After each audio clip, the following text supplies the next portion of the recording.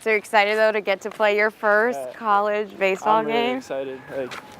I've been looking forward to this for so long. Baseball has always been on the radar for Matt Blaney. So growing up, was that always kind of something that you had in the back of your head that you wanted to be professional? I wanted to be an MLB player. The UT Dallas freshman grew up playing baseball, basketball, and football, but by his sophomore year of high school, he decided to be a one-sport athlete.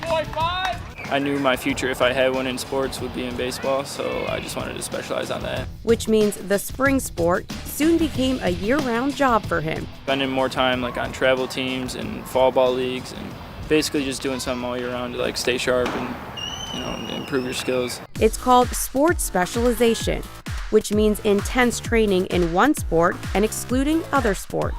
A trend that's beginning younger and younger among youth athletes. Well, we have this concept of 10,000 hours. And the more time that we spend in a single sport, the more reps we have at those particular skills, the faster we're going to achieve. But not everyone is sold.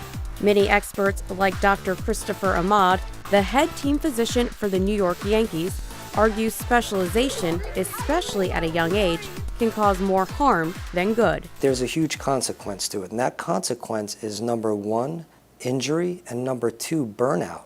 You play that sport more than 8 months out of the year, but at a young age where your body's still developing, you don't have the ability to train with that intensity, with that duration, and over those time periods. A recent study shows high school athletes who specialize in a single sport are 50% more likely to get an injury than those who play multiple sports, something Matt experienced firsthand. After 2 years of specializing in baseball, it started to take a toll on the pitcher's body.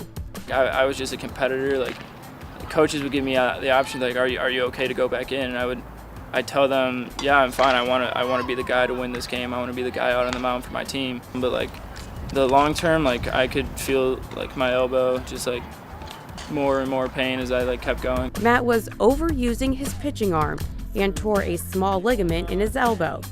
So at just 17, he needed UCL constructive surgery, also known as Tommy John surgery. It used to be college kids and professional athletes that got these injuries that needed Tommy John surgery. Now, the most common athlete I take care of is a high school baseball pitcher. In fact, 60% of all Tommy John surgeries in the U.S. are now for patients ages 15 through 19, a startling stat considering the procedure was first created for the Major League player Tommy John in 1974.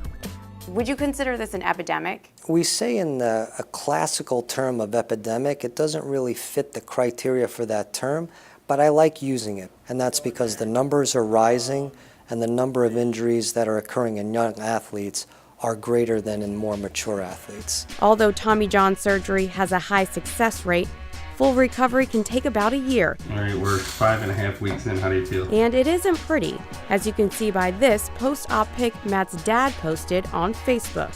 It was a brutal image. It got a lot of attention. It got a lot of attention really fast, and I really hope people were able to read that message and connect with it and kind of open up some minds about overuse of pitching and specialization too early. So spreading the type of awareness Dr. Ahmad says is necessary for prevention. We have to advocate for kids that having a long-term goal, a long-term vision requires health of your entire body.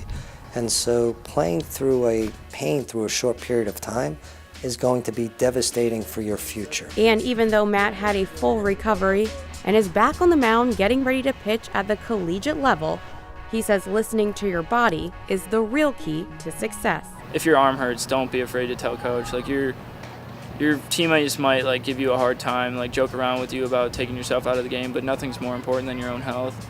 Emily Reppert, Channel 1 News.